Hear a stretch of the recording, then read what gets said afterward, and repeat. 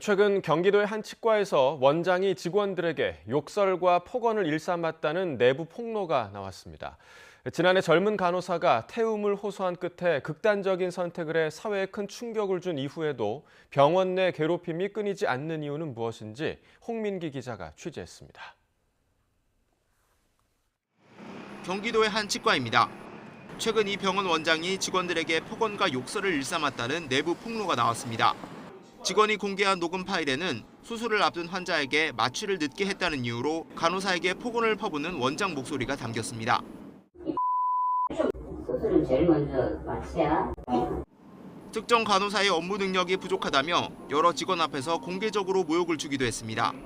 신안을 불편하게 아무 말도 치과하지도 않고 스크린한다고 스크린만 타고 차 앉아 있는 그런 데 가서 신안을 붙여가지고.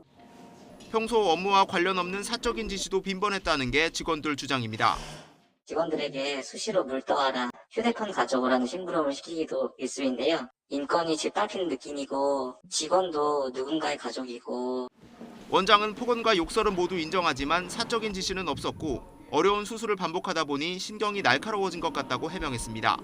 그 케이스들이 전부 다 고난이도여서 1mm가 잘못되면 신경이 마비되고 심한 경우는 산소호흡이 좀 진짜 죽는 경우도 발생할 수 있거든요. 물론 죽은 사람은 없지만 너무나 그 업무 자체가 가중한 업무를 매일 하기 때문에 스트레스가 꽉 차 있는 건 맞는데 이번 계기로 해서 그걸 고치려고. 이처럼 폭언, 폭력 등 하급자를 향한 직장 내 괴롭힘은 의료계에서 끊임없이 반복되고 있습니다. 지난해 대학병원 신규 간호사가 태움 피해 끝에 극단적 선택을 한 후에도 병원 내 뿌리 깊은 관행은 바뀌지 않는 겁니다. 지난해 의료노조가 의료 노동자 4만여 명을 대상으로 실태 조사를 벌인 결과 5명 가운데 3명 가까이가 1년 동안 따돌림이나 감시 등 괴롭힘을 당한 적이 있다고 응답했습니다. 괴롭힘 가해자가 의사나 상급자 등 병원 내 구성원인 경우도 20%를 넘었습니다. 전문가들은 괴롭힘을 당연시하는 의료계 일부의 인식이 원인이라고 지적합니다. 일각에서는 사람의 생명을 다루는 것이기 때문에 좀 불가피한 있다는 말도 있는데 사람 생명을 다룬다고 정당화될 수 없다고 생각합니다. 의료노조는 간호사 한 명이 너무 많은 환자를 맡아야 하는 과도한 노동 환경을 본질적인 문제로 꼽고 있습니다. 한 명이 실수를 하거나 일을 놓치거나 하면 이게 다 같이 문제가 생겨버리는 거기 때문에 상당히 이제 예민할 수밖에 없는 과정이 있어서 저희는 일단은 간호사 인력을 더 충원을 해라.